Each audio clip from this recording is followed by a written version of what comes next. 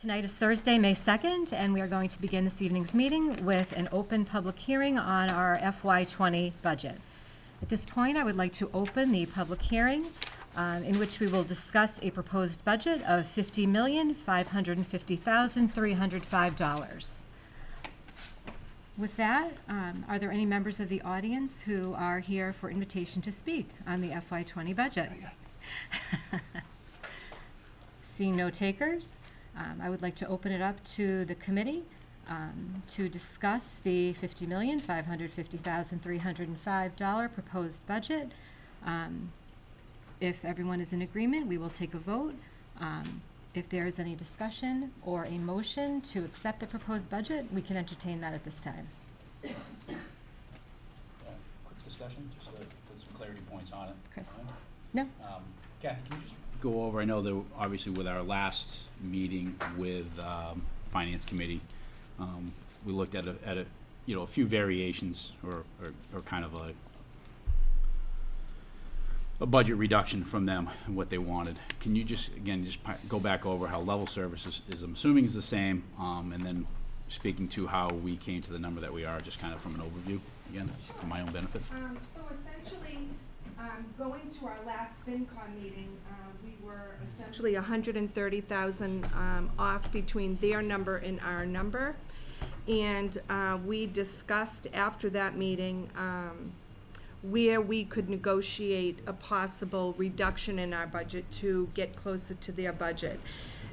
The level service budget is at 4.14%, and the new initiatives currently are at 1.10. So going into our request, we were at 5.24. So doing school choice analysis, as our numbers in our enrollment goes up, we are seeing a nice incline in our overall school choice revenue. Over the last few years, we have maintained a operating budget that hasn't grown significantly. And I have for you at all of your desks what the proposed changes that we're recommending moving from our new initiatives over to school choice and how that would impact our overall school choice budget. So if our recommended changes were to happen to move to the FinCom recommended budget at $50,550,305, at the close of next year, our school choice revenue will still be healthy in more than our revenue, which brings us to a rollover of $934,000 at the end of FY20. I left the projected revenue to the same at $751,000, but our trend is that our revenue for school choice is going up, and there is greater interest in coming to Milford. So I anticipate the revenue to be even greater in 2021. So having said that, even moving the $130,000 over to school choice with the other initiatives that we've already agreed upon, we will still be carrying a balance of just under $1 million. Therefore, our recommendation as school administration was to agree to the $50,550,305. And that supervisor position, which kind of was one of the question marks from FinCom as far as the salary, that was able to move. It's part of our regular operating budget and not within our revolving school choice budget, correct? Okay, so let me speak to that, Chris. I wasn't clear. So at the bottom of our worksheet, the budget reduction, that's $90,000, does not indicate a change with the math supervisor. Okay. That would be a maintenance project that we are going to shift down to cover the expense. And what is that project? Do we know? Stacy HVAC Digital Phase Project.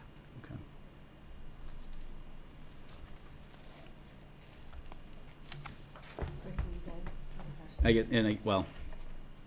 And that's something that Rob Quinn is obviously in an agreement to, that we can sustain this HVAC system for another year.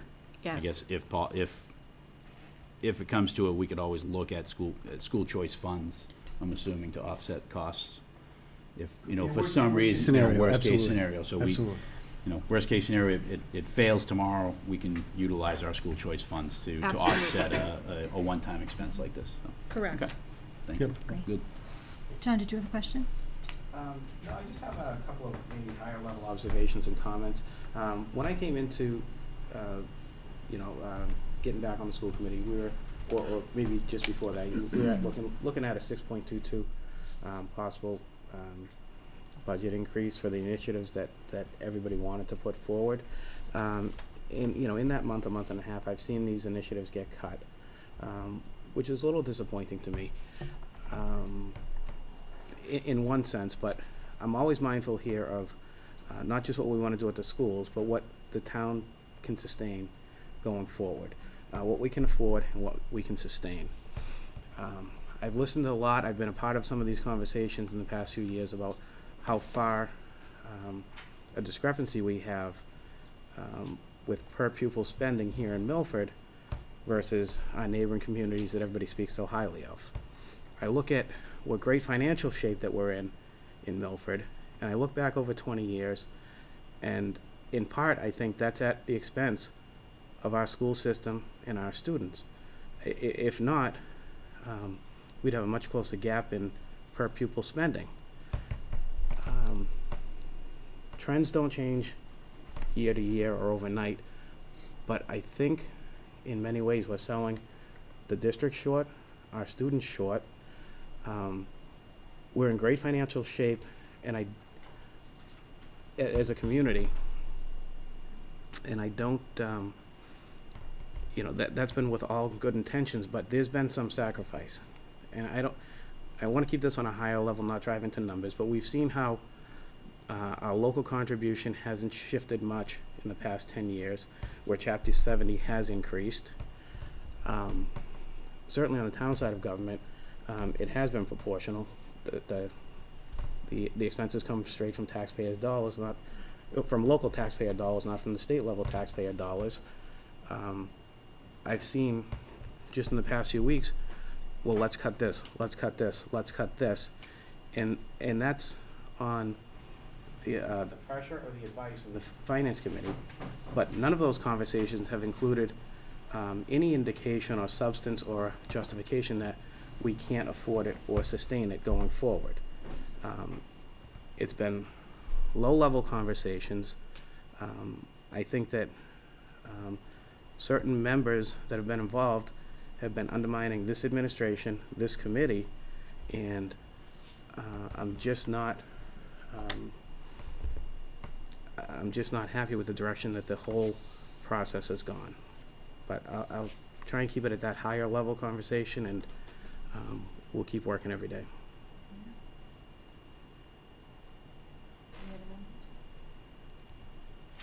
Yeah, I think if I could just respond to what you said, John.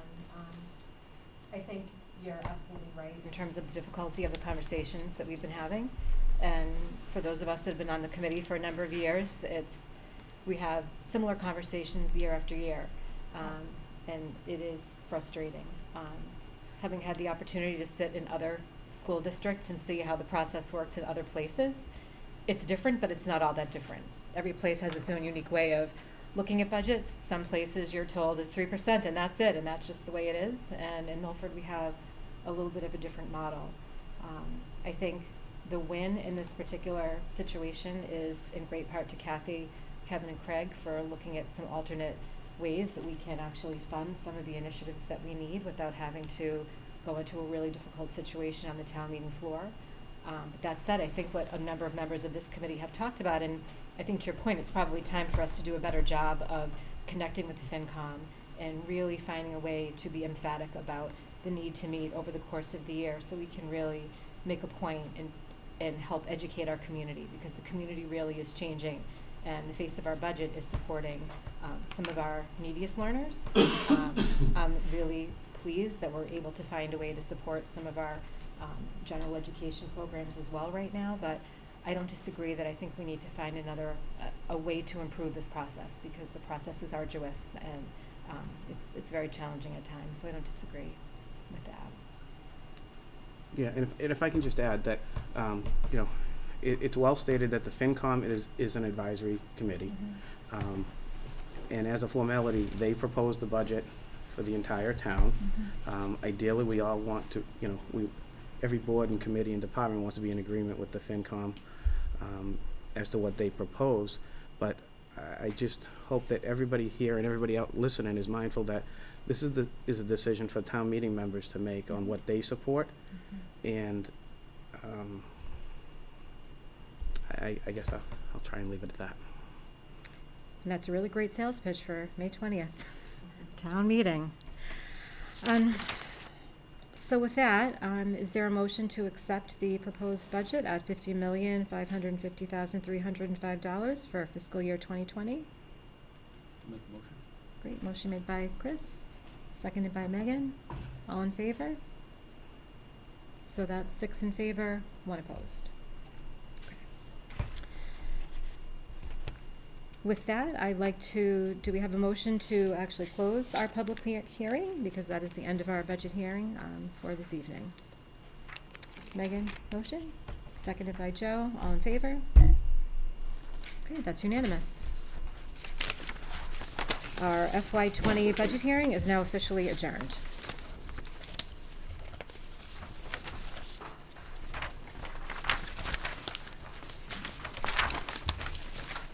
So at this point, we're going to move into our regularly scheduled meeting of the Milford School Committee. Tonight's meeting is being broadcast through Milford TV, and other media are in attendance. If anyone would like to make a video or audio recording of this meeting, please let me know. Welcome again, everyone, and the first agenda item tonight is approval of minutes. Has everyone had a chance to read the minutes from the April 25th meeting? Okay. Would anyone like to make a motion to approve the minutes or comments on the minutes? Just Laura? on 9A, Yes. the subcommittee meeting, I think it says it was held on the 24th. It was actually the 23rd that I reported on. So it's the 24th of April for 9A. Was that climate, culture, morale? Yeah. Okay. Just had the incorrect date. So it was just April 24th? Yes, correct. Okay. The 23rd. Just the 23rd? Yes. Okay. Any other comments or notes about the April 25th meeting minutes? All right, with that, do we have a motion to approve the minutes from the April 25th meeting? John, motion by John, second by Laura. All in favor? Oh, I'm abstaining. So 6 in favor and 1 abstention. Do we have any members of the audience who are here for invitation to speak tonight? And we have 2 Milford High School students with us tonight. Would you please come on up?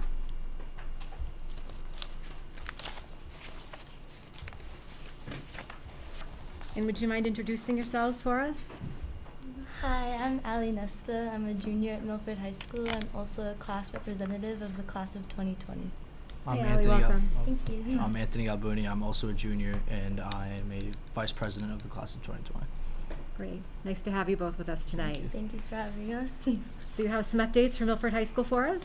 Yeah, we recently had an NHS induction for the class of 2020, and there was a vertical strings concert yesterday. And We also have the new phone policy in place, so that's going pretty well so far. We also have the seniors' last day, May 14th, so that's exciting for them. And there's a lot of senior events coming up, such as Senior Night, Dick Corbin Night, Senior Talent Show. and there's also like Spirit Week for the seniors, which is pretty exciting. In the spring, we had the spring musical. This year is Year in Town, so yeah, it was really good. Yeah. Great. Well, thank you both. Do any members have any questions or thoughts for Ally or Anthony? Megan? Classes. Yeah, I've actually liked it. I've paid more attention in class, I feel like, and I haven't had the urge to go on my phone, and I think it's really well. Yeah, I was iffy about it at first, because obviously, but my grades have honestly gone up because Wow. I just haven't been on my phone, because that's always been a big issue, and the only people that are getting in trouble for it are just not paying attention, just doing anything. So yeah, I don't know. I like it. I think it's a good Me too. addition. Appreciate the honesty, and I'm glad that it's had a positive impact, because that's definitely what we were hoping, so thank you. It's great feedback. Any other members? Thank you both so much for coming out. We really Thank you for appreciate your having time, and you're almost seniors. Yeah. So hang in there, another few weeks. It wasn't that hard. It's okay, right? Yeah. Thank Hey, you. veterans do this. Exactly. It was that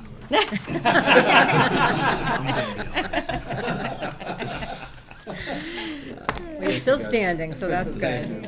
Cell phone or Still not. going strong. Self wasn't going though. That's great. Yeah. Great. Well, enjoy the last few weeks. Thank you. Thank you. Thank you All right, have a both. good night, guys. Thank you for having us. Oh, yes, it looks like I skipped something on the agenda. So we're going to return to announcements, correspondence, and distributions. Are there any members who have any announcements tonight?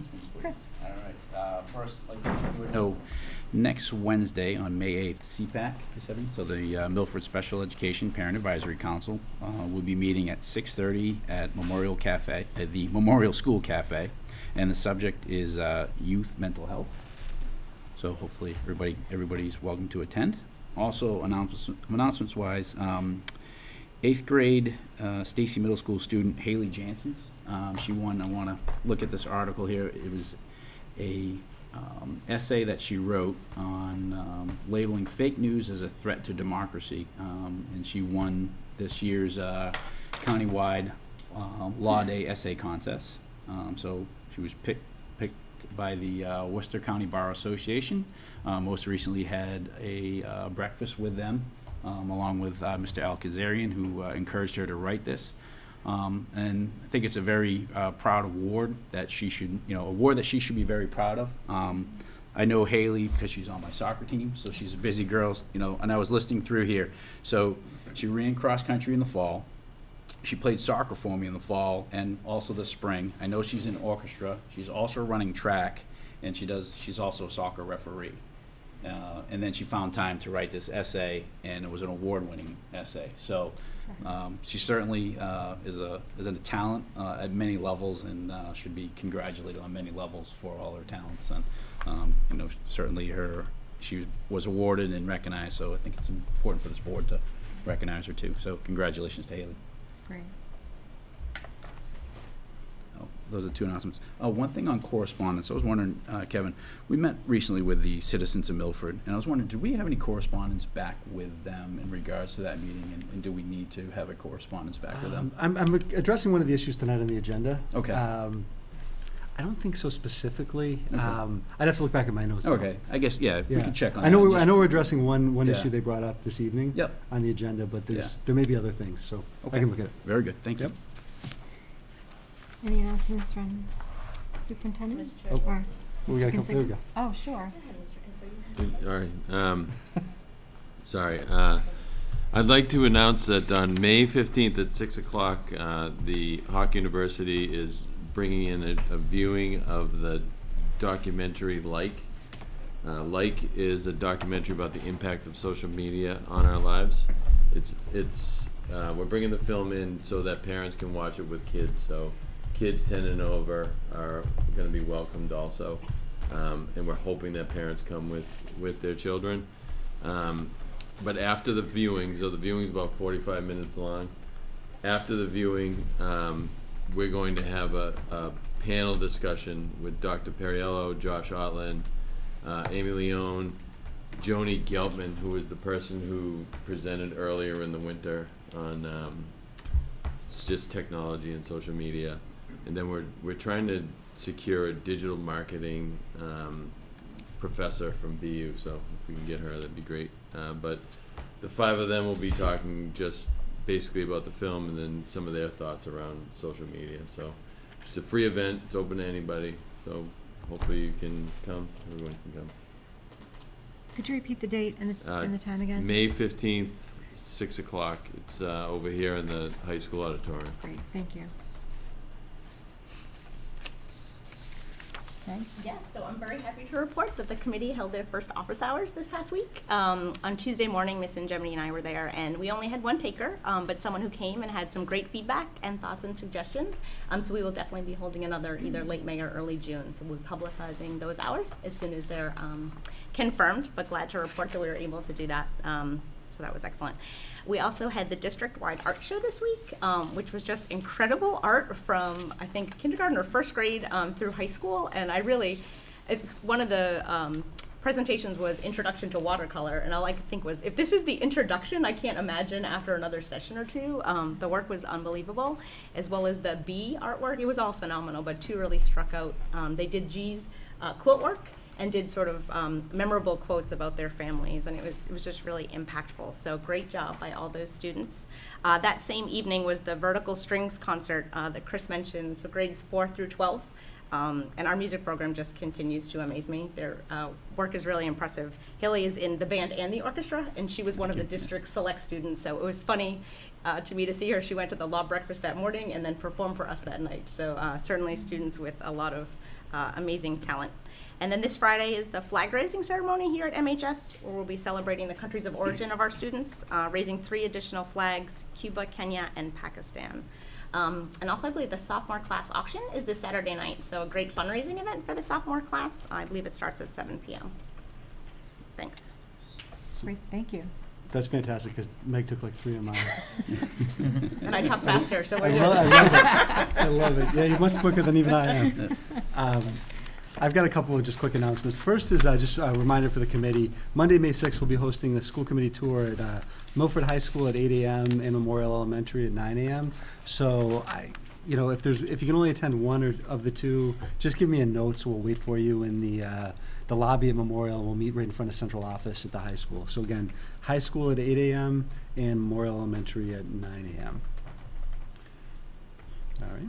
And then the second piece is Stacy hosted the Festival of Cultures this week, which is always a wonderful event and an acknowledgement and celebration of the diversity in Milford, and it ties in nicely to the flag raising ceremony that's taking place tomorrow. So that's fantastic. So those are my 2 updates. Great, thank you. Any other members?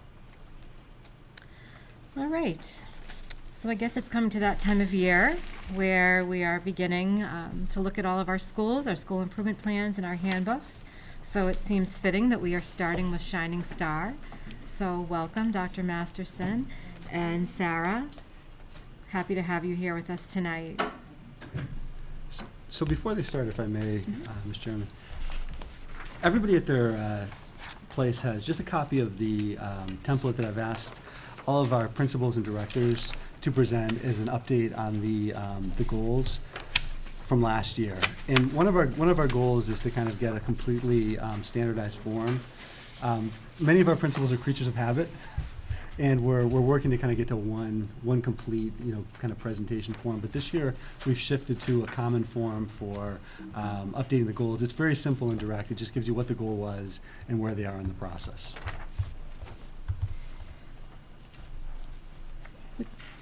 Would you like to start with your improvement plan or with the handbook? What's your pleasure? Whichever one first. It doesn't matter. You want to start with the handbook? Because that Sure. doesn't look like it's all that different. Okay, so the handbook, the first change is on page 4, and that is the inclement weather policy. So, excuse me, next year when the district when the district has a delay in school, Shining Star will not hold sessions at all. So it's redlined, when the district has a delayed start due to inclement weather, there will be no school at Shining Star. The next change is on pages 7 and 8. In the previous versions, we had a half-day schedule, but what was missing was an example of a full-day schedule. So we thought that would be helpful to our families. And directly below that is the statement for the district early release days. When the district has an early release day, there'll be no school for Shining Star. The dismissal policy was added on pages 8 and 9. That was missing before, and that's a area where we do have a lot of questions from families, so we thought it was really important to include that policy in here. The next item that was added is on pages 15 and 16, the school-sponsored events. And I should have had sticky notes in here to make it a little bit easier for myself. We just added the sentence that Shining Star teachers will hold parent-teacher conferences twice a year. In the past, it was once a year. And the last change is on page 17, the Milford Special Education Parent Advisory Council. The wording is changed to, so it reflects what it is, the intended name is, CPAC. So the mission and the explanation of the CPAC has not changed, just the wording from MPAC to CPAC. Those were the only changes to the handbook. Do any members have any questions or comments on the handbook? Do we have a motion to accept the handbook? Motion by Jen, second by Megan. All in favor? All right. Thank you for adding those changes about what the daily schedule looks like. I just think as a first-time parent, sometimes it's very tricky to know exactly what all of that means. Mhm. It's so inherent to people who work in the school, but not always to new families. I think that would be really helpful. So the school improvement plan, we have the template here. So I'll go over last year's. I'll give you an update on last year's. So our first goal was focused on growth-focused instruction, and goal 1A were our curriculum maps, and those are still ongoing. The preschool is moving towards the direction of project-based learning, so our maps will naturally change as we get deeper into project-based learning, so that would be an ongoing goal. The second goal, 1B, instructional technology. The goal was to increase access to instructional technology down at Shining Star, and I'm happy to report that we have Wi-Fi in all areas of the preschool, and overhead projectors and whiteboards were mounted and are fully functioning in all of the preschool classes. 1C, the teachers and the specialists will replace a current screening instrument, the Brigance inventory, which was more of a screener than a norm reference standardized test for our students that are coming in that are being evaluated for eligibility for special ed services. So we wanted to change the screening and use that just during our screening days. And for our initial SPED eligibility evaluations, we wanted to move towards the DAISY 2. And it's being implemented. It's been a seamless transition for the staff. Many of the specialists were already using it, and it's working out really, really well for the multidisciplinary team. The other goal for one was the arena-style testing that we have down at Shining Star now. So we wanted to provide the staff a greater opportunity for them to lay their eyes on students when they're coming in for eligibility for special ed services. So in the past, the kids were coming in just for one session, meeting with the speech pathologist if they're being tested in speech, meeting with OT, meeting with PT individually. So what we have now is the students will come in for a full week. They'll go into a classroom with same-aged peers, and the team is able to come into that classroom and do some observations. They're also polled at various times during the week to do the one-on-one testing, and it's working out really, really well for the staff, and the feedback that we've gotten from families has been really, really positive. So the second goal was on equity and access, and goal 2A was to provide some high-quality professional development for the teachers within the area of asking higher-level questions. The staff all read the book, Big Questions for Young Minds, by an NAEYC author, and we were fortunate enough to have the same author come into Shining Star, actually in this room, and provide some professional development for the staff. So that was really good. So that was completed. Our second goal, to be the Early Childhood Readiness Committee. The goal was to reinstate and increase the meeting times to quarterly, and that's an ongoing goal for us. The third goal, social emotional learning, equity and access, family engagement. Of course, this would be an ongoing goal. Shining Star is always looking to improve and foster collaborative partnerships with our families and get feedback and come up with opportunities for families to come in and participate in all of the programs that we have at Shining Star. So that's an ongoing goal. Our fourth goal was the implementation of student success data teams, and we wanted to have the multidisciplinary team review the Tier 1 interventions in relation to student success. That's an ongoing goal, and that's something that we want to focus on more next year. The school improvement plan that we had last year was very lofty. So when I was going through it with our council, we were like, wow, we had some really great goals here, but they were very lofty. So that's an ongoing goal for us. 4B was to look at creating a safe learning environment. And we have a emergency operations team that does meet to review the emergency operation plan, review existing protocols, and review the security of the facility. Measures were taken this year to put in a door at the main entrance of the preschool, which requires visitors to, if they're wishing to gain access into the preschool, to be buzzed in by our administrative secretary. So that door is locked and monitored at all times. So those were some of the great things that happened last year. Any questions on that part, or should I go right into this year's? Sure. Can I ask a question, Dr. Marcus? So first off, thank you for doing this. I know how much work not only goes into developing the plans, but certainly in executing. So I think it's great to be able to hear, like, this is what we thought about doing and this is what we did. Mm-hmm. And certainly it makes a ton of sense to me that most of these would be ongoing because there's Yes. such broad effort. So I Yes. hope you didn't feel dismayed when it was ongoing. I think it's fantastic that there are Thank things you. that are continuing. So I appreciate you taking the time to do that. I did have a couple questions. Yes. What percent approximately of the Shining Star population is on an IEP? So I actually have that information for you here. Our students that are on IEPs, do you have that? Rounded. So we have, our ratios are, here it is right here.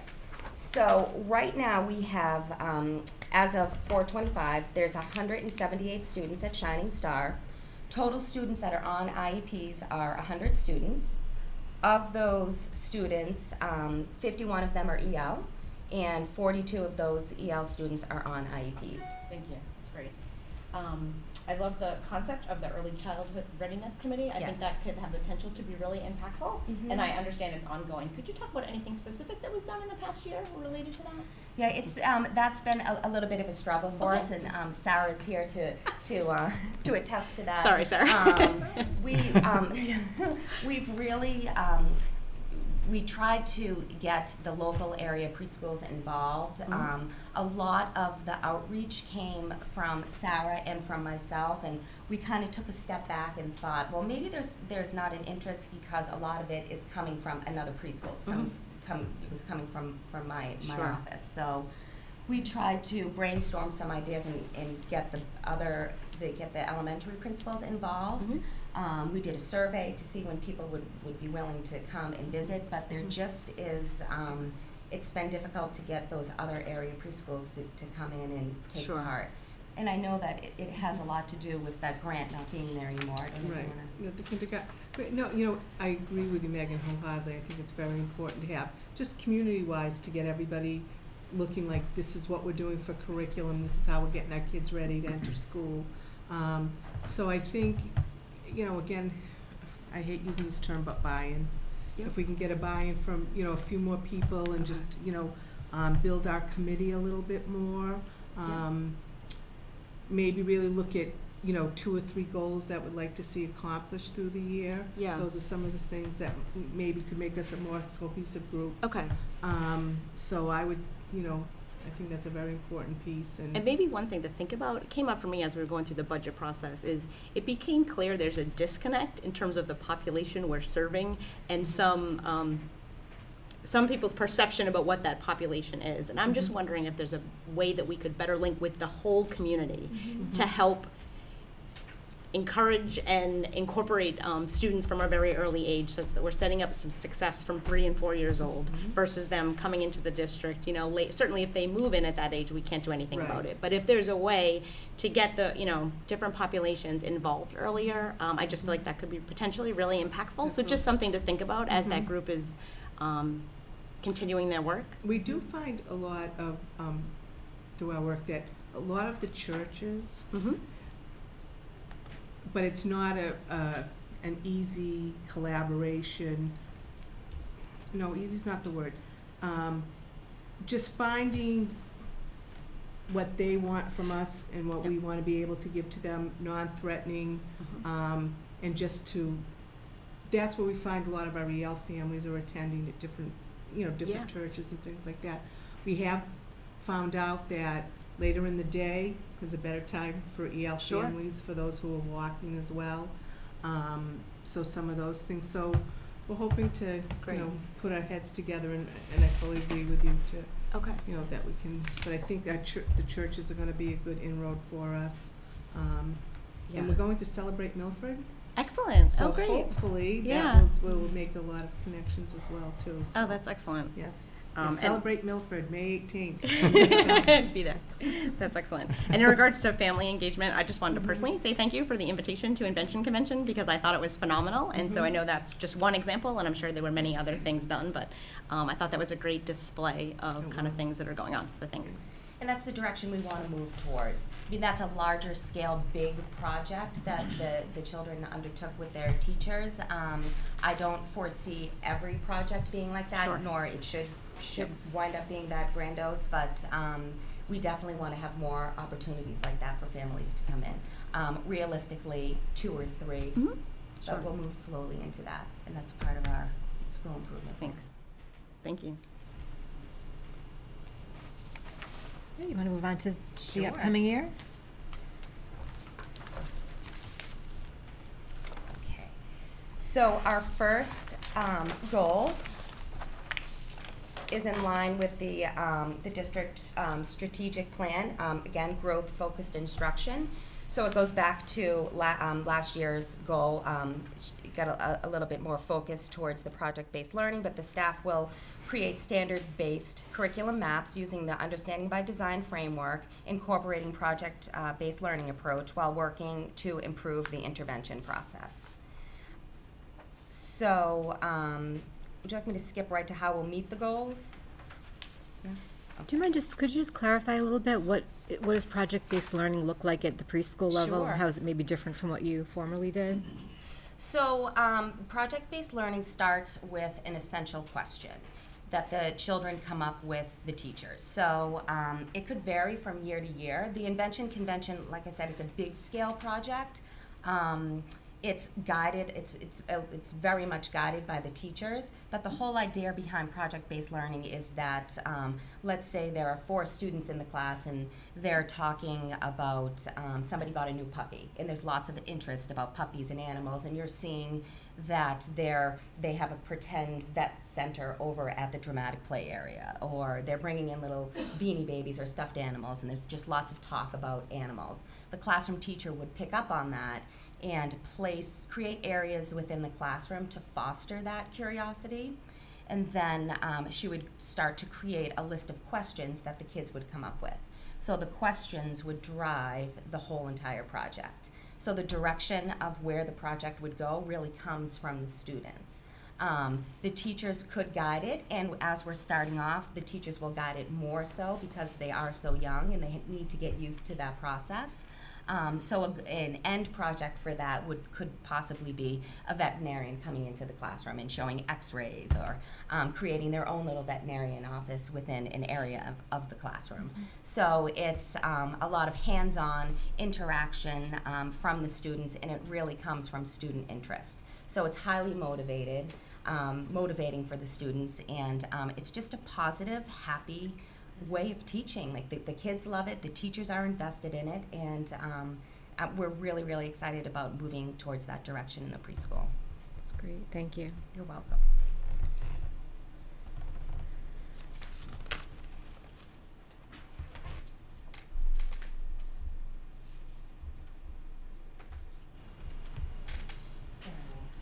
that leads us into goal 2, the project-based learning. So this year, the teachers have met, have taken part of the group 2. We've had a PLC, and we read the book, Young Investigators, The Project Approach in the Early Years. And we have gotten a lot of great information from it. A lot of our questions are being answered, but of course we have more questions. And we feel as a group the best way to implement project-based learning in the next logical step to implement project-based learning down at the preschool is to bring in some solid professional development for the teachers. So next year, when we do not have, when the preschool isn't meeting for the district, for the half days, the teachers obviously will be here for full days. So I've been in contact with an outside agency, and she's going to come in and do some embedded professional development at the beginning of the school year and then throughout the remainder of the year. So it will give the staff that opportunity to practice those projects in the classroom and have an outside expert come in and be able to work with them, answer questions, brainstorm, and really hopefully get a solid plan in place for the project-based learning.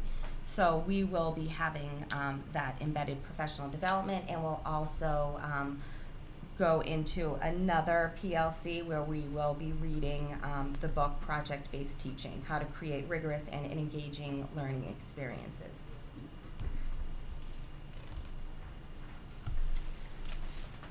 So our next goal is the district plan initiative. The focus is on equity and access, and this is something that we're really, really excited about. All of the families who have their children enrolled in full-day classes will have the option of being able to purchase a hot lunch or yogurt lunch down at Shining Star. As of now, we haven't had that option, so we have been in. I've been talking to Carla about it. We just have to logistically kind of come up with places where it would be held down at the preschool. I've looked at the preschool schedule for the full-day classes, and we've kind of created a schedule so there would be a set lunchtime for all of the students down there. And I think it's going to be a great opportunity for our families. It's definitely something that the school council has been vocal about and wanting to see happen. So we're looking forward to having that for our families.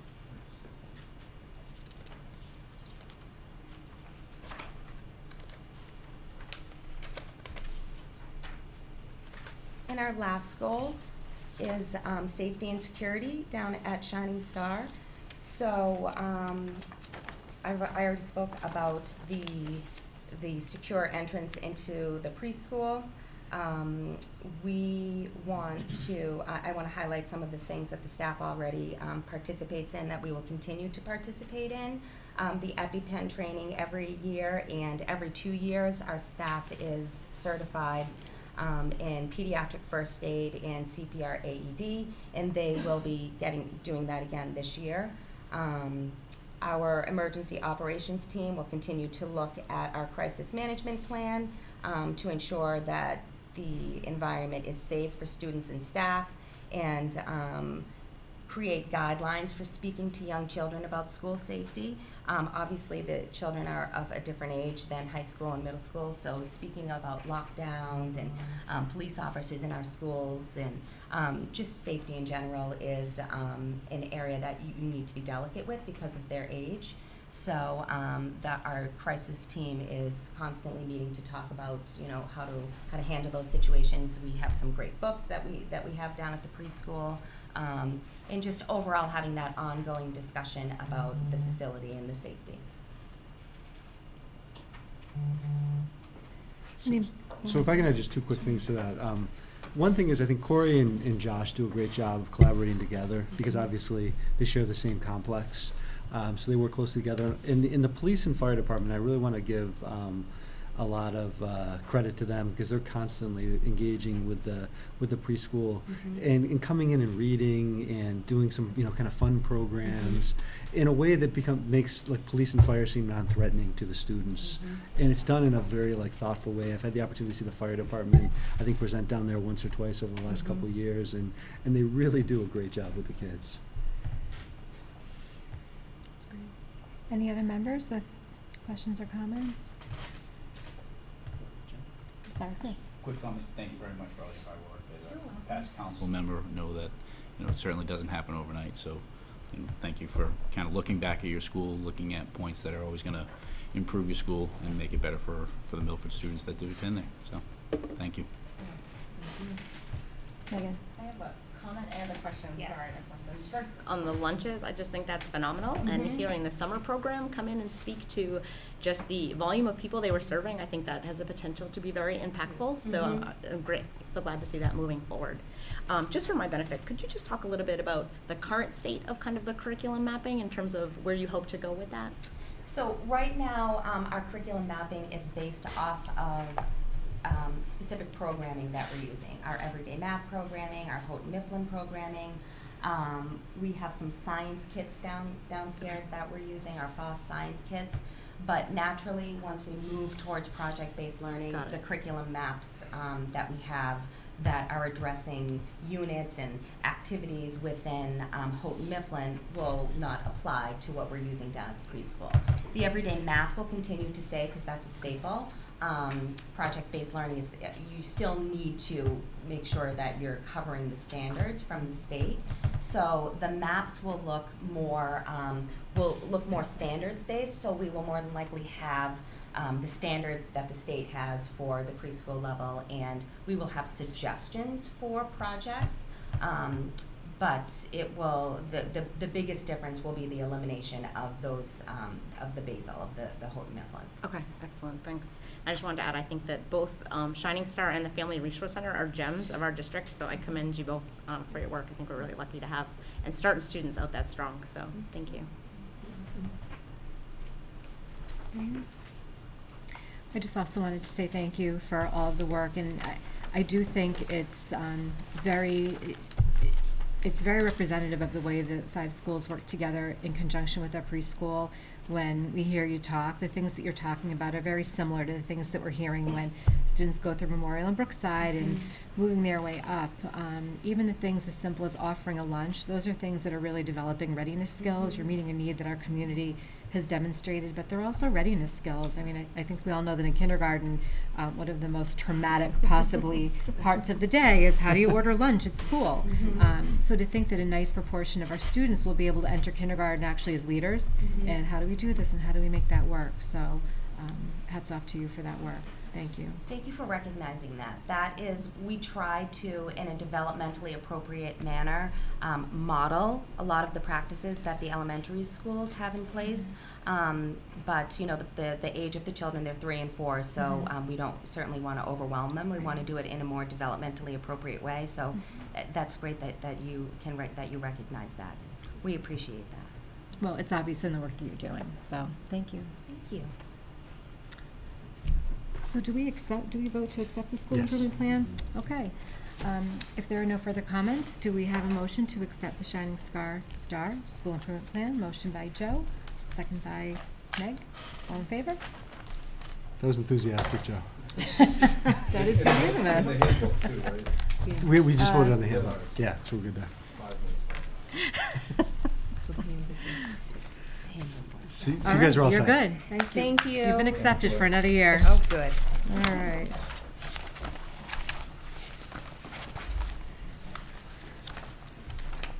So that brings us to 2 topics that are really ours to manage, which are school committee subcommittee appointments and a discussion on school committee liaisons.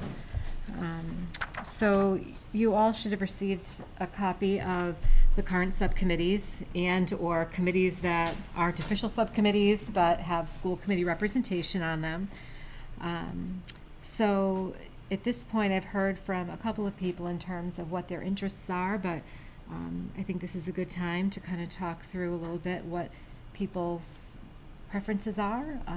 I think that we have a cap of 3 on each subcommittee, if I'm not That's mistaken. correct. We can't go over a majority, so we stick with 3 at the most. I know, John, you expressed interest in budget and long-range planning, because Yeah. that involves the facilities. Yeah, those are the 2 committees that I sat on previously, and I have strong interest in both. It would be, pleased to sit on either or both. Okay. Joe, did you? Can I just go down the line, or is there a different way that people would like to do that? That's good, All right, make it easy. I'm kosher. Like I said, I wouldn't mind being on the marketing subcommittee as well. And other than that, that'd be the only change that I'd see that I'd be interested in taking over for Joe, since he's not here anymore. Okay. Joe taking Joe, so it works. This makes it easy It was- for everyone. You're on a roll tonight, baby. Even the names don't change. Right. Exactly. Megan? I'd like to stay on policy and budget, Jen. I just think it takes a little while to get kind of your arms around Mhm. everything, and I think I'd like to see some work continued there if possible. Mhm. I agree. I think it takes a while to wrap your hands around Mhm. budget. 6 years, maybe. So. Chris? Yeah, I think, the long-range education plan, Mhm. like to stay involved in that. Certainly, it's something that, I have a strong interest in. Mhm. Whether someone else is interested in policy too, certainly have been interested in policy, and much like Megan, Mhm. getting your arms wrapped around it over the first year is a great learning curve, and now Mhm. I feel like I'd be more efficient in those meetings, but Mhm. but willing to obviously help in other areas from there. But it's certainly, I guess, my number one pick right now is the long-range education plan. Okay. People are usually banging down the door to get on policy, so. Trying on my way up. Joe? I'd like to stay involved in marketing and budget if possible. And if there is an opening on climate and culture at some point, I'd enjoy that.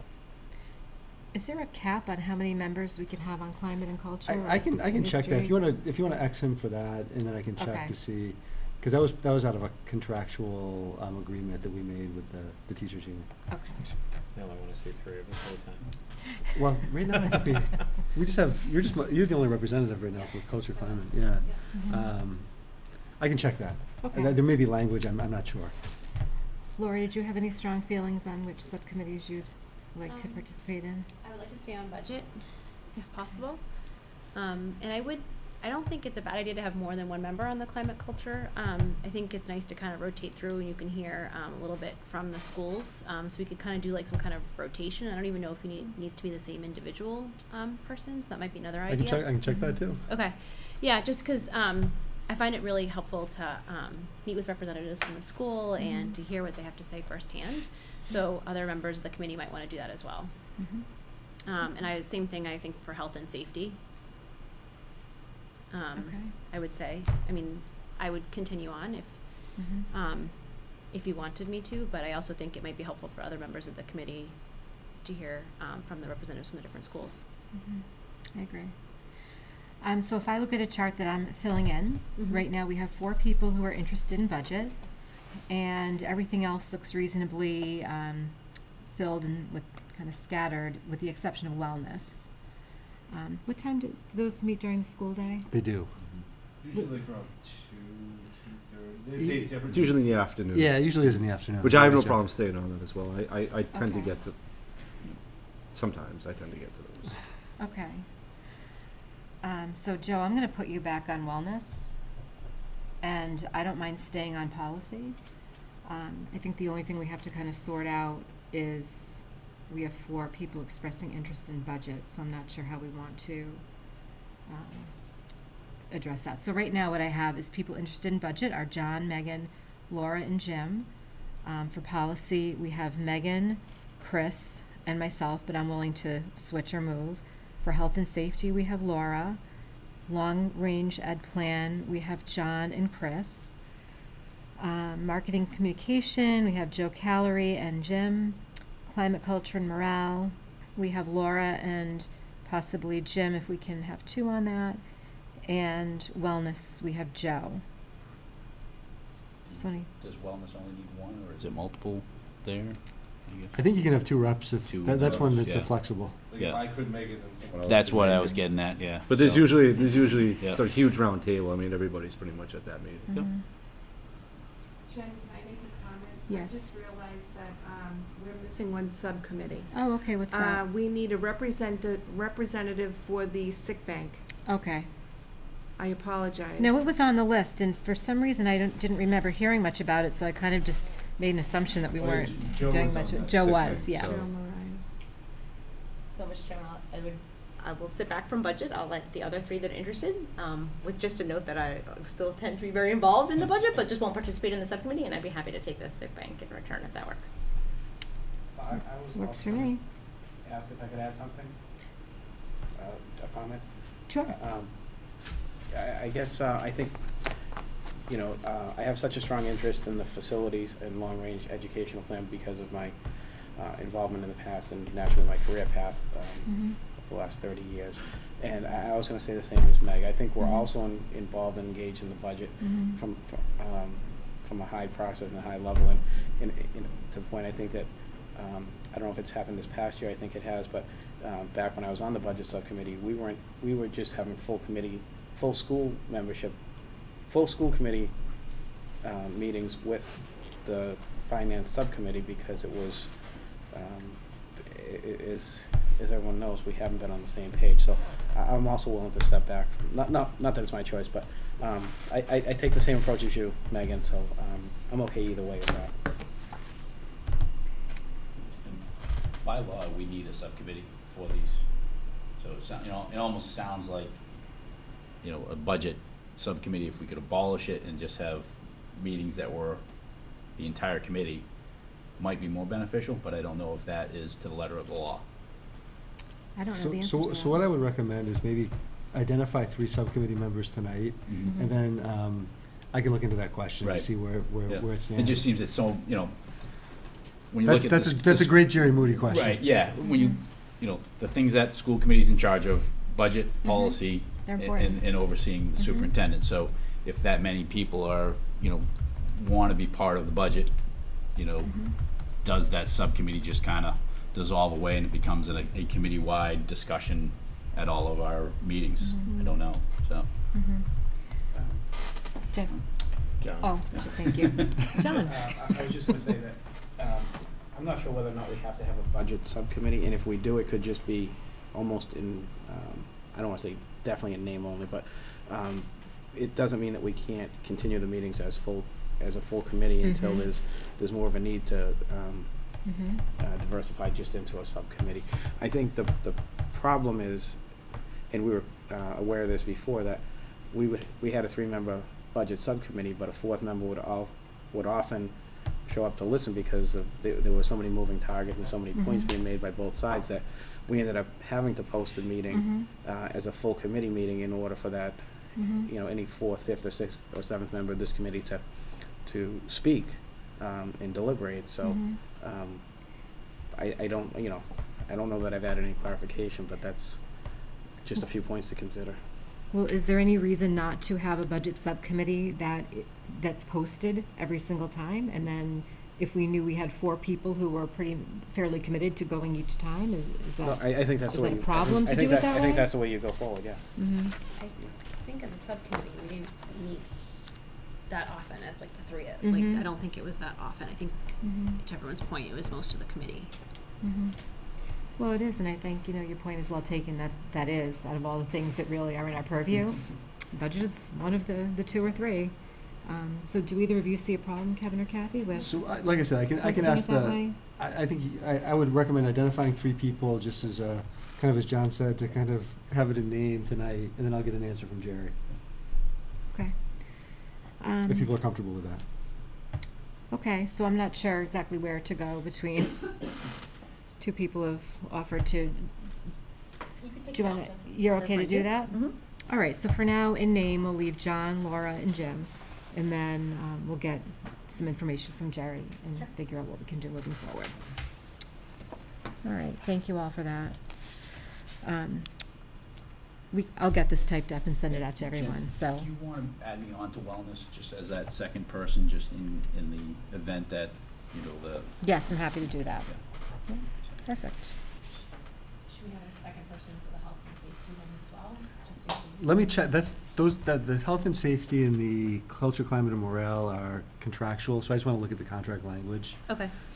Before, I think there might be a reason why we only had 1 member. And it may just Okay. be like, if in case I can't attend for some reason, then maybe you only send 1 representative, but Mhm. Right, just have the Okay. primary. yeah, just have like a backup. Okay, so you'll get back to us on that Yeah, and yeah, on the yeah, budget. Okay.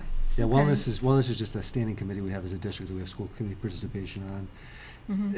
It's splitting hairs, but the other two committees are identified from the last teacher's contract. Okay. Are there regular meetings of the sick bank committee, Kathy? No, it's as needed. As needed, okay. And then does that usually come back to us as a committee? We don't make decisions, that's only if there's like a special exception? Something outside of contract. Okay, all right.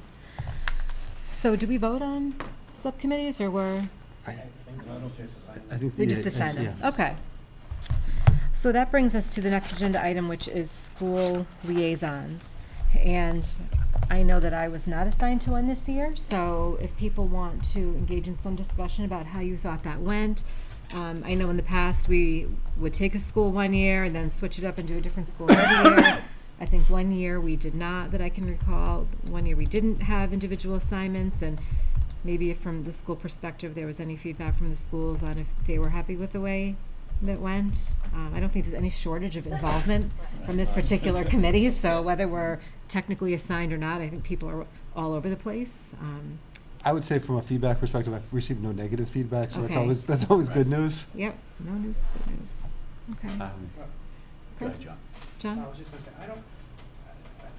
at this point, I don't think that there's a whole lot of inherent value from being assigned to a certain school. And I almost feel that if I had something I wanted to discuss with the school I wasn't assigned to, that I'm almost stepping on toes, not really. And I believe in the process that as an individual school committee member, not the chair, not the vice, that, to speak with any administration of the school, I should go through the chair or the superintendent. But I just wonder if I'm sure it doesn't inhibit anyone from reaching out, but if it's fostering a little more individuality, or so I'm not opposed to not. I don't feel too strongly either way, but I don't feel strongly that I need to be assigned to one school to engage in. Okay. I could also offer to the committee, we could add, this year we've done 3 kind of school committee kind of tours of schools. And I'd be happy to add a couple dates just so people have the option, and I think it's pretty flexible to kind of visit the schools at different times. And I would probably put the calendar out over the summer and just say, hey, these 5 or 6 days, you could actually visit the schools, and that gives you an opportunity to kind of engage with principals, see classrooms, see programs. And I don't know. I don't know if that's, better or worse, or we could do both as well. Well, one thing about this particular committee is we don't have a shortage of people who already have connections to the schools. And I feel like we've pretty much hit every school when I look around the group, but that could go one way or the other. Anyone else have any, did you have a thought, Chris? Opposite of what John's thoughts were, I was able to attend a few council meetings this year, school council at Woodland. I felt one thing is it connects you with a few of the parents that are there and what some of their concerns are. So that I would kind of encourage that side of it, but I guess maybe we try to push every once in a while to have representatives go to the different schools, and not necessarily assigned to a specific school, but again, you hear a little bit of the development of their school improvement plans, of what their concerns were. So I guess, you get a little bit of information before they sit up in front, and you get the complete download. So I would encourage maybe from that standpoint,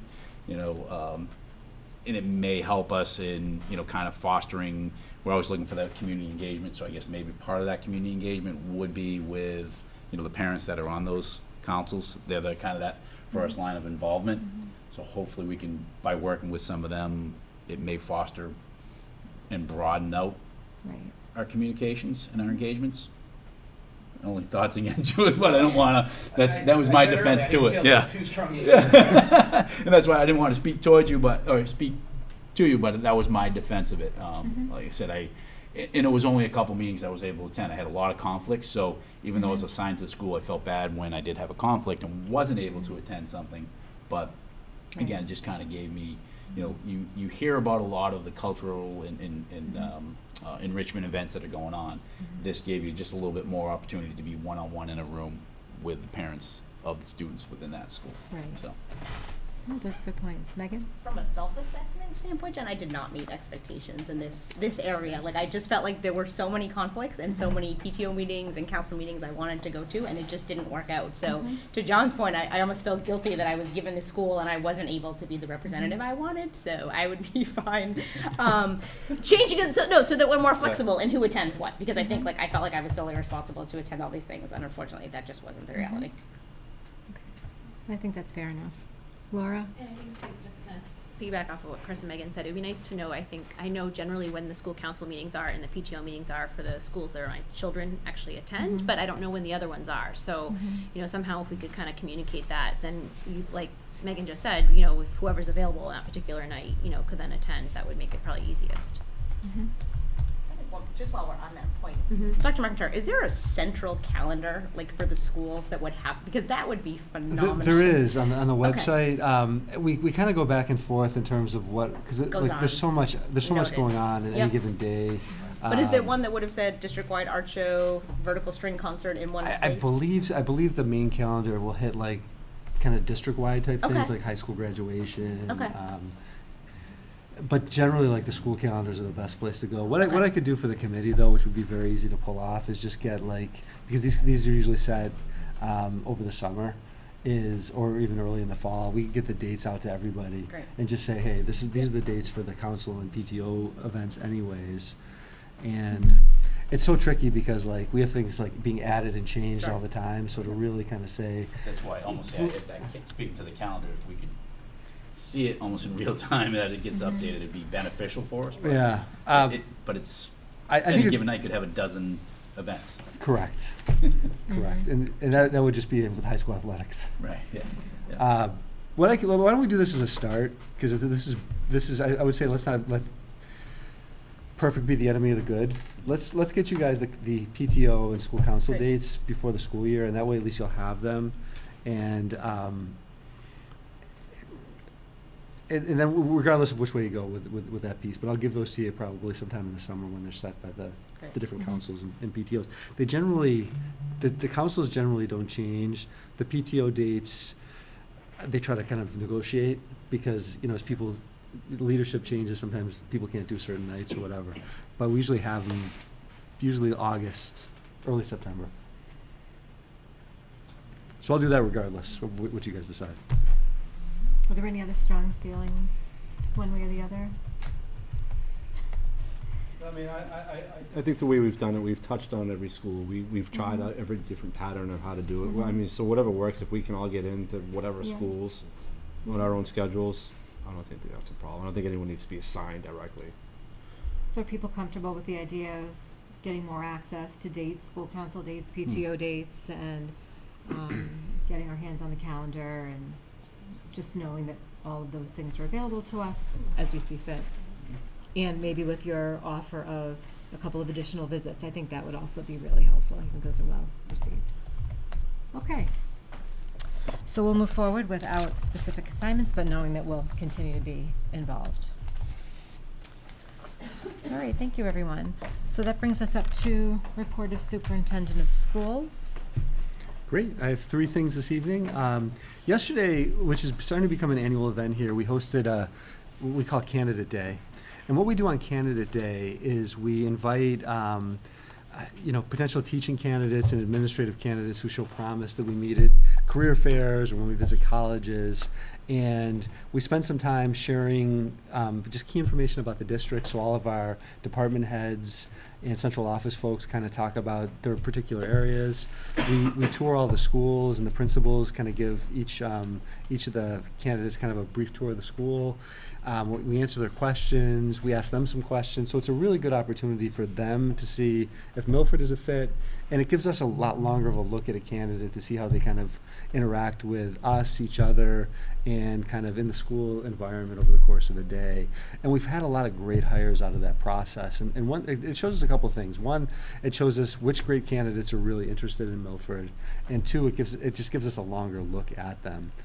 We're probably I'd say midway through the hiring season, like the official hiring season. And we've actually done a lot of hiring. We're way ahead of what we typically are. And we've gotten a lot of great candidates so far. So we've got, hopefully, a number of positions we'll be posting after town meeting. And, but, you know, I'm seeing candidates almost on a weekly basis. And I meet with every teacher before they start in the Milford Public Schools. So just a quick update on that. I don't know if there's any questions on that piece. Sorry, did you say they go specifically to the school that they would potentially be? We actually bring them to all the schools. Okay, excellent. So it's kind of quick Sure. FaceTime with the principal. They pop Right. into a couple classrooms. Excellent. We might highlight a program or two, just depending on the year. Excellent. And how many people did you have participate? We had around 10 this year. Great. Yeah. Thanks.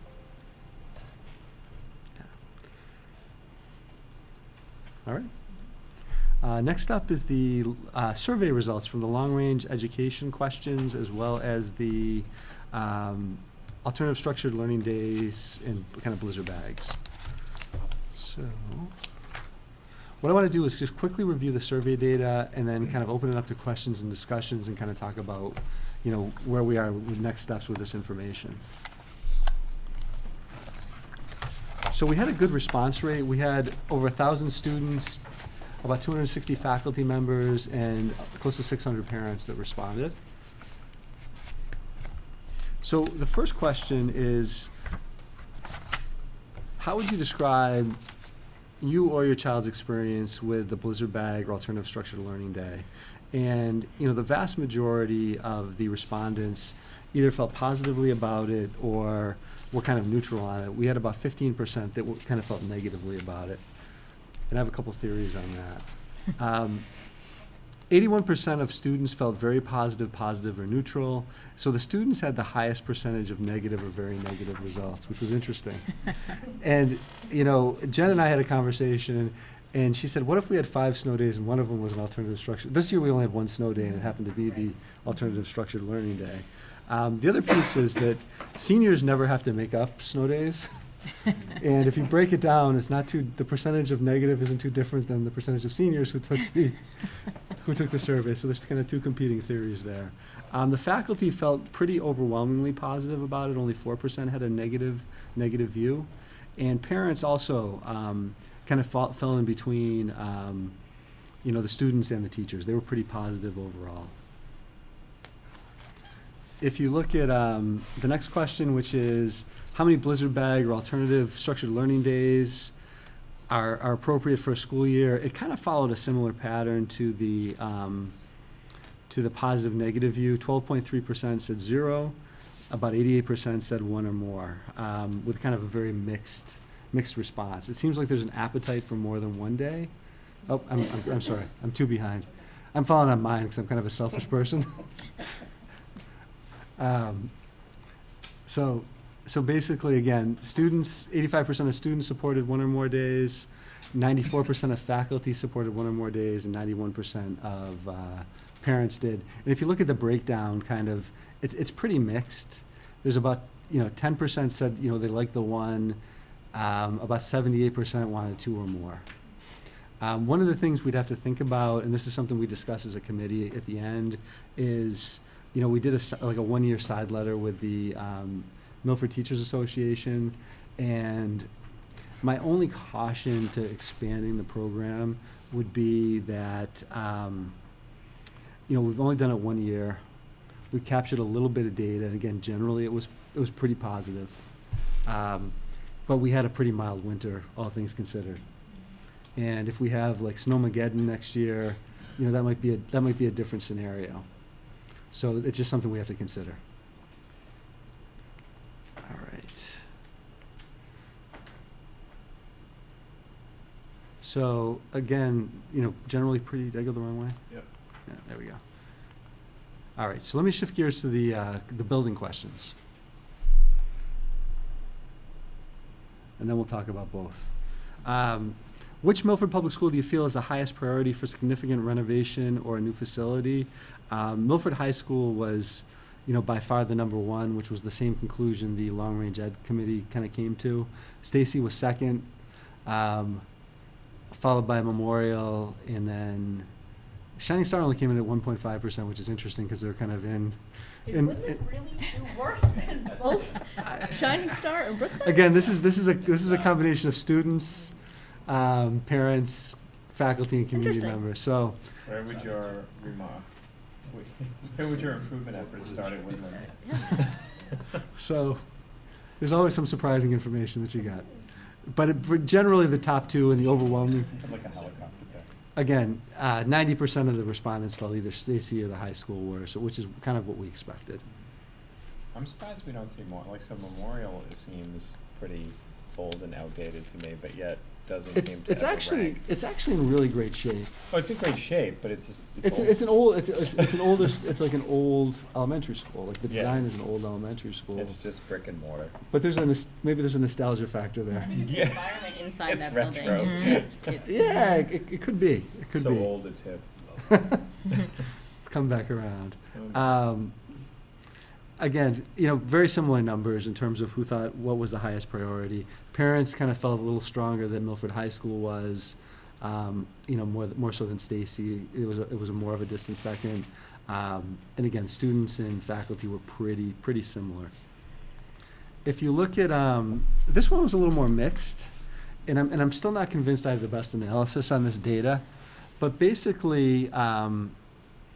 15.8% of respondents said they supported a complex with both a middle and high school on the current Milford High School site or another suitable site in town. 43%, again, a very strong number one, felt that rebuilding or renovating Milford High School, followed by a separate project to rebuild or renovate Stacy. That was significantly the top choice. But the tricky part is, and then Stacy, then followed by Milford, was the second individual choice. And then you could theoretically add, I support either A, B, or C, 18.8% to any one of those three processes, any one of those first three options. But that still puts kind of Milford High School as an individual project and Stacy as a second project is kind of the top two choices. A very small percent did not support building or renovating either Milford High School or Stacy Middle School, and none of the above, could have fallen into a number of categories. We had some open responses there, and a lot of times that was like if someone felt like Memorial was the top choice, they would say, I put none of the above because I felt like Memorial's my top choice to renovate, which is different from not doing anything or not feeling anything needed support. All right. So, again, students.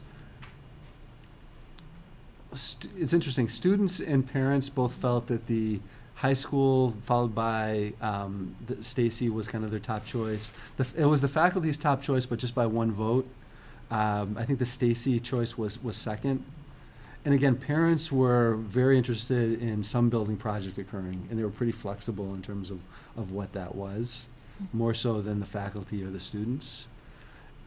And again, a very small percentage did not support a project at either Milford or Stacy. So we had another question about which buildings did people, and they could pick as many as they wanted. And again, the high school came in at number one, Stacy came in at number two percentage-wise, and you have that in your packets. Mm-hmm. So I didn't feel like that was worth even putting up because it kind of mirrored the rest of the responses. So I want to open it up to kind of questions and discussion at this point. Or comments? Chris? I guess when we look at it, we do call, the long-term education facilities and just how we're gonna tie in the need for, say, just Milford High School, the need for kind of an education shift or an education pathway that's going to facilitate the need for a new building. Because certainly, obviously, the kids are learning here, but what within this structure needs to change to help facilitate better learning. So I guess that's one thing within all those questions in the survey that we don't really ask the people that were given the survey, what is it about Milford High School that you don't like? Is it, certainly if it's the architecture, if it's the fact that it's made of brick and not wood, that doesn't count. But what are you hearing back day to day from students that they feel maybe would change their learning environment, right? And facilitate a better learning environment. Is it you know, and without just saying, all right, well, let's fix a science lab, or let's put in better paint, you know, or better color paint. So like, truly, what is the education path to make learning better? Yeah, so I think Josh Otland has made a pretty compelling case for that. You know, I think one of the things that it would be part of the long-range education plan when it's finalized, is that you know, our recommendation is going to be to shift. I mean, I think you mentioned the science labs. I think we need to upgrade, Right. like, you know, our science and STEM facilities, but also to create a facility that also supports kind of more career readiness, Mhm. because the design right now really isn't, you know, conducive for that. You saw the event we had a week ago, and I want to, you know, project that out 10 years.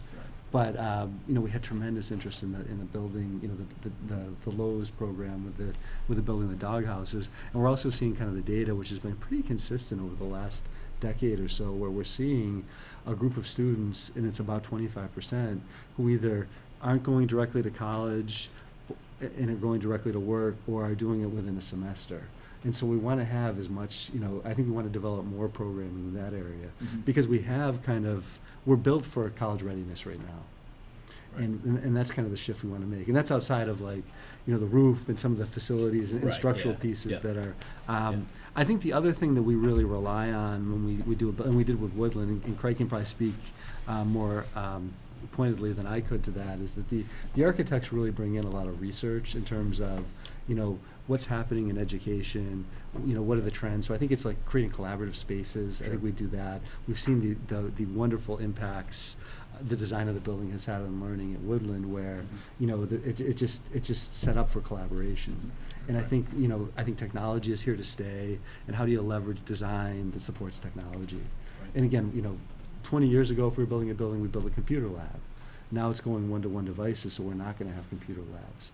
You know, how does the media center shift? So there's a lot of things like that I think we'll build into the plan, but also we see a lot of, like, research and just trends in education about where kind of just it's going generally, and then some specific things that are happening, you know, from a Milford perspective, in terms of, you know, how do we expand? Like, we're looking to, you know, bring manufacturing in. We're looking to do, you know, more biomed, biotech. We're looking to do, you know, support the, you know, the building trades, and I'm sure there'll be a couple other things that will develop over the next couple of years. So how do we develop some flexible spaces where we can do those kind of career readiness type programs, and things like we'd love to bring, you know, the bank branch has been phenomenal. So how do we kind of incorporate something like that into the design? Hotel and hospitality tourism management program has been wildly popular. How do we kind of, you know, in their classroom isn't Right. ideal right now. Yeah. Yeah. You know, so it's probably a long answer to, and I can Well, I go know on, there's a but lot, yeah. yeah. So there's a lot of factors and variables to towards make that it. 25% that, like you said, Yeah. there's the career readiness kind of application. We can work with that. Certainly, that the college readiness, the career readiness, we're not really equipped for that yet. So, Yeah. I guess, Craig, when we looked at Woodland, was there an ad hoc committee that was part of that? Because I know No. the actual development of that school improvement plan, a lot of it dealt with the fact that bringing fifth grade from Stacy, which was it was less traditional middle school, and bringing it down to more of the elementary school. So that was part of the education plan, is the realignment of the grade levels, in particular, bringing fifth grade down. There's so we're talking two different education plans. You were on the school council then, Jen, I think you were on the school council then. I don't know if you guys remember, but I had to write after we got the money, so after we did the feasibility study, and then we were meeting, we already had identified an architect.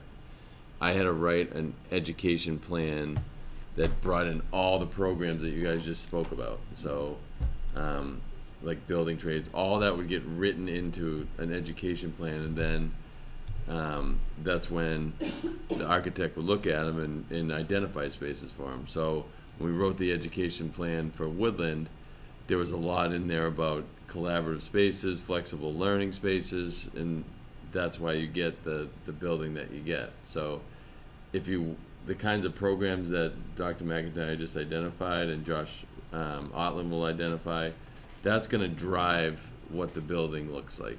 And I think you mentioned it before, like getting feedback about what is it about Milford, the high school, that's not conducive to learning, or what would improve the learning environment of the school. that's the kind of thing that is gonna drive what a building would look like.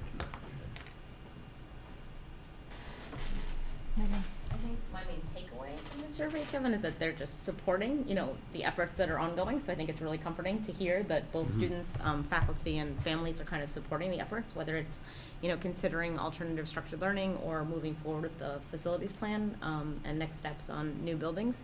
Could you maybe just speak to, between here and the end of June, to the extent there's additional community outreach, or are we completed with that for this phase of the process? I'm just trying to understand. I think we're basically finished with it, with the community. Obviously, there's a ton of open-ended questions. Right.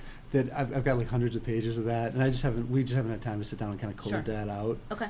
So there's a lot more kind of feedback that's Okay. kind of embedded in this process. We just got the results back, I want to say, either this Friday or Monday, so I want to get it to you guys as quickly Sure. as Thanks. possible. So I think part of the process will be like looking at seeing like trends and patterns and kind of some of the feedback we're seeing. Okay. But in terms of like, direct outreach at this point, I think the next phase is to kind of complete a draft of the education plan, have the long-range ed plan kind of review it, the school committee review it, make some additional changes, based on that feedback, and then put it out to the community and have some conversations. Okay. Thanks. It's kind of, just from a long-range educational facilities plan perspective. Yeah, and I guess I would just note that this survey was only to families of students, and certainly there's a much broader community that should have input, Correct, so that will correct. come. Okay. Yeah, and we've done some outreach there, but there wasn't a lot of like survey responses. Yep, thanks. So, go ahead. One more. Yes, sure. Not to overlook the blizzard bag, obviously we're focusing in on the facilities, but I guess, from personal side of it, it was mixed reviews in my house, I guess you could say. Yep. Certainly the kids at the time, because it was a snow day, didn't really want to sit down. It was certainly what I felt was a good school day's worth of work that my kids in both freshman year and 7th grade were given. So certainly the teachers did their homework too, as far as providing and preparing something that was equivalent to a full day's work for school. So to say, when we look at it looking ahead, and if we want to do it again, I said certainly the amount of work was equivalent to a full days of school. So I'd be in support of it in the future because of that. Great. And I think it's just, I haven't had kind of a lengthy conversation with the Milford Teachers Association yet to kind of get their feedback. On the survey, it was pretty positive. And again, we haven't gone through the individual kind of, responses connected to that. 'Cause I think we had, and I'm trying to remember back, I think we had at least one open-ended question where they could provide some just their feedback on just how it went from their perspective. And I looked at some of them, and there was a range. Right. There's a range of responses from both students, families, and faculty. I think it's worth at least looking at one more day next year. But I think, I think we'd have to talk. I think that we'd have to talk to the Milford Teachers Association. I think I'd look at some of the other agreements that some districts that are a little ahead of us in terms of this are, and, how they've kind of structured those agreements too, because, part of it is a negotiation with the Teachers Association. But generally positive. I mean, I think generally positive. yeah. I think, I think it's a culture shift. Right. And this year was a perfect storm because by utilizing the blizzard bag, we finished on a Friday. Right. So and as opposed to going into a following week on a Monday. So, of that perfect storm, with one, it allowed us to, and allowed students, in a sense, an extra week of summer vacation. So. Right. So there's a long-term benefit yeah. that you don't necessarily Yeah. see Yep. when you're grumbling because you want to go out Right. sledding or, throw snowballs at your brother or sister. Yeah. Yeah. Yeah, just to follow up on that, I think it might be worth talking, especially at the secondary level, about what does an hour's worth of schoolwork look like. And I think, at least from what I saw, teachers, it seemed like were given the directive, plan a full class worth of work. And so if you've got a high school student, you've got an hour times 6+ classes, that becomes a very robust school day. When you think about the amount of time a kid spends actually on task in a 6-hour day, it's not quite the same as having kind of 6 hours worth of work. So that just Right. might be something to, I think teachers were very diligent, at least from what I observed, in doing exactly what they were asked to do. But I think the written output, in some cases, at the elementary level, I'm confident was more contained. And I think at the secondary level, teachers are very worried about losing a day of instruction. Correct. Especially when you get it. So I think for them, it was, all right, we're going to get a lot of stuff done It's tomorrow game- on it's this game snow on. day. And I get that, but they may want to consider what's, like when you have tutoring, you always have, like if a kid has home tutoring because they're out on an illness, it's fewer hours worth, equates to what you'd get if you were sitting in a class full of 20 students. Yeah, so I think there's a lot to, look at still, but I think it's a promising practice because I think there was, I think the general feedback from all sides, and I think, even from the committee tonight, was that, I think there's some positives there that we can kind of build on potentially. And, for a pilot year, it was pretty successful. We were nervous that we weren't even going to be able to pilot it this year. Yeah. Just because of the weather, which, the last few years we got nailed, and then the first time we tried this, it's, no snow days till the end. So we'll revisit it. I'm sure we'll talk before, before we hit too far late into the fall and kind of get a sense of like what the plan will be and make sure we communicate with all stakeholders. And then just my second question, I know we talked about a statement of interest in terms of so if we talk about kind of crafting a plan for what exactly, if we end up going the high school direction or the Arlington, very expensive, combined Which high we're not school, going to middle speak. Which we're not school. going to speak of here tonight. But whatever our kind of direction we plan to go in, at some point, obviously internally, the school will be creating what their needs are, the school that's set for possible examination by the MSBA. But what are we looking at the 2020 statement of interest with the MSBA? I'm not quite sure. I think we want to be lined up to provide that if the opportunity presents itself. I think right now, and I want to get my years correct, that I think we're looking more realistically at a 21 statement of interest, just based on just conversations we've had with Zach and in the town. Okay. So It's possible that we want to be ready to go for the 20, which would be the spring of 20. We want to be ready to go in case like the stars align. But I think realistically we're looking at 21. The good news, and Kathy has shared this before, but the condition, the type of roof we have, and the fact that we've had a robust maintenance program, really puts us like in good standing in terms of like, if you were to look at like the MSBA, like a college application process, like those are good extracurriculars for us to have going into the statement of interest process. So, it's possible we could go 20. I think 21 is probably more realistic, just based on the way things are kind of aligning for us from a financial perspective. And Now, then- the other kind of dose of reality is, as I shared the data with you in terms of what percentage of projects are accepted, and it's very low. And I think part of it is because, you guys mentioned the Arlington project, which is actually coming in at $291 million. For a high school that would be a little bigger than ours, it's about 1,700 students. We'd probably be looking at about a 12 to 1,300 student kind of facility. The projects are more expensive, so the MSB is able to fund fewer projects per year and per cycle. So it's possible we can line it up to 20, probably more realistic for 21. That doesn't mean that they're gonna accept us in 21, but we're gonna bring resources beyond what we have within the Milford Public Schools to help us put the best kind of proposal together. And I'm already kind of talking to some potential folks that can kind of support that process for us. Well, I think the other thing with those outside resources is also leaning on people like Brian Murray and some of our 100%. great connections with the state legislature, because that they can be instrumental Absolutely. for us with that. Okay. Absolutely. All right. It's unclear to me who's making that decision and when it's going to be made. So I think there's a couple factors from a bonding perspective that we'll have a good sense of in the fall, whether we can make a move in 20 or in 21. So just looking at the most recent timeline, Kevin, you shared, you'll give us the presentation around that in this August. Yep. And then in the fall, there'll be a meeting to decide that. Is that? Yep, yes, Okay. So yes. all the work And I'll- that will need it to be done will have been done, so that when the decision is made. We'll be whether ready to it's- launch, and which is, Exactly, I okay. think the window is, it shifts a little bit every year, but it's April is kind of the main month where you're submitting. Yeah, by April 12th is what you have on here. Yep. Okay. Yep. So I may have more information before that, but I think the most likely scenario, just from a practical perspective, is 21, but 20 is a possibility, and we want to be ready to launch in 20 if we can do it. And is that decision overlaid with an updated capital plan, capital needs for the district? So I think some of that is built in, and again, I don't have all the questions in front of me that were part of that long-range education plan, but some of that is built into like the long-range education plan process. Okay.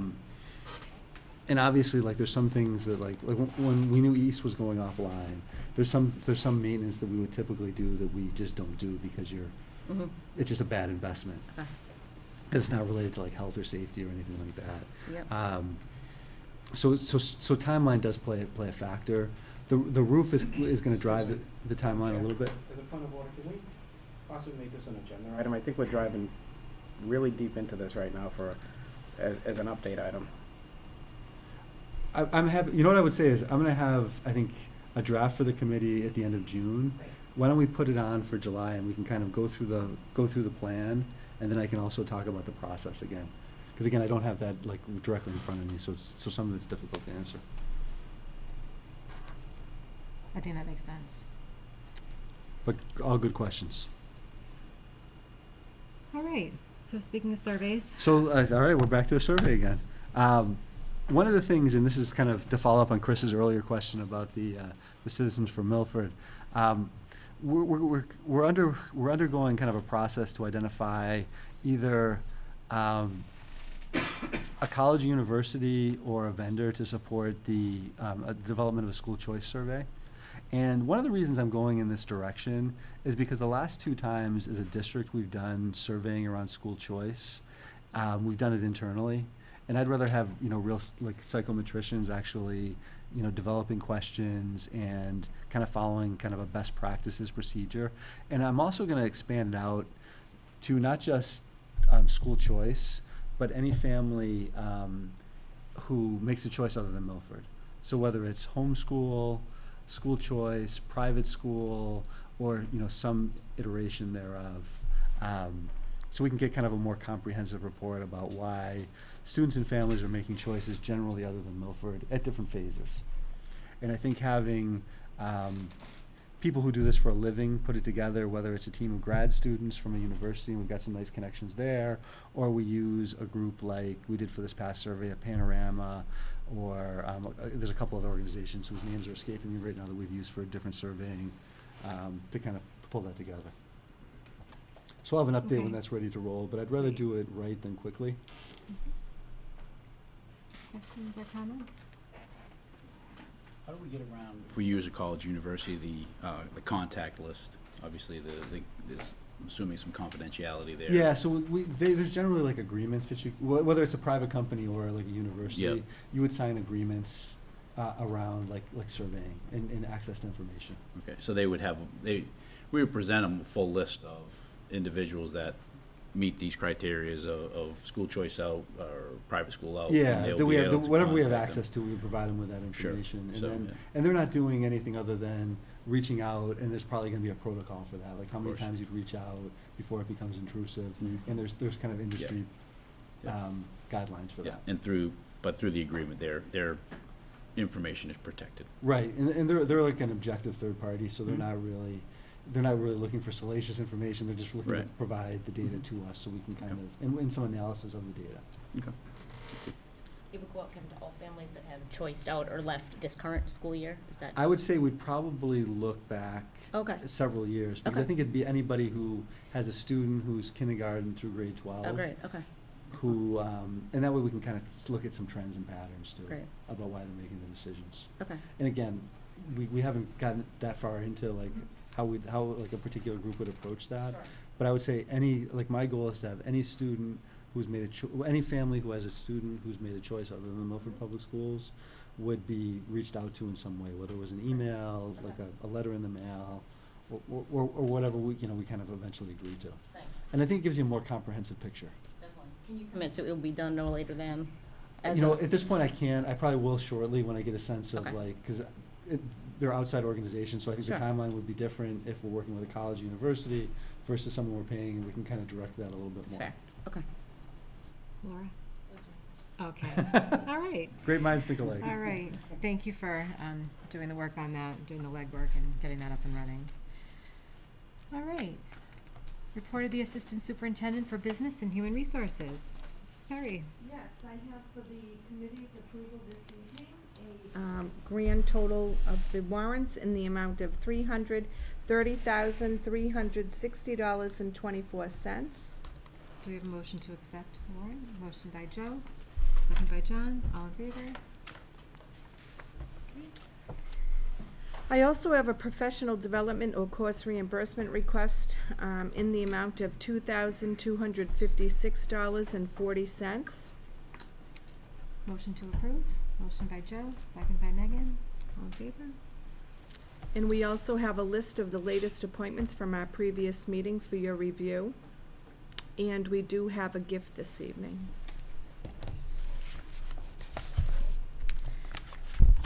So we have a very generous gift by a Milford, the estate of a Milford resident who recently passed away, Margaret Cullinan.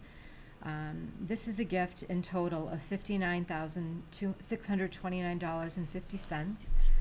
The purpose of this particular gift is to sustain a $1,000 annual scholarship, which will be awarded to a Milford High School senior and chosen by a scholarship committee. Yeah. So do we have a motion to accept? Motion by John, second by Laura. All in favor? All right. Thank you very much to those who were involved with the Margaret Cullinan estate. That was incredibly generous.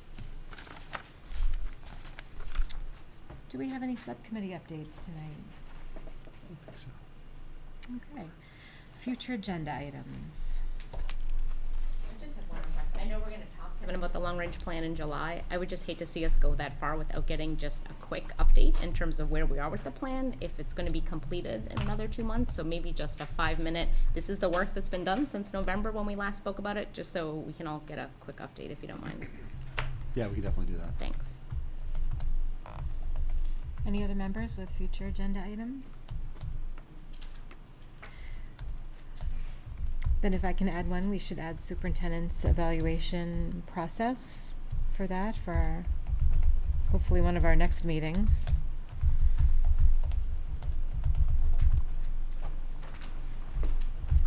Yep, I put that on. Okay. And I'll give an update too on the survey too, in the next month or Okay. so, just depending on how that's going. Do we have any old business that any member wants to bring before the committee?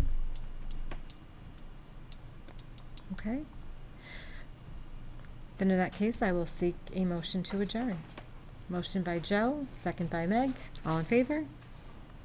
All right, thank you, everyone.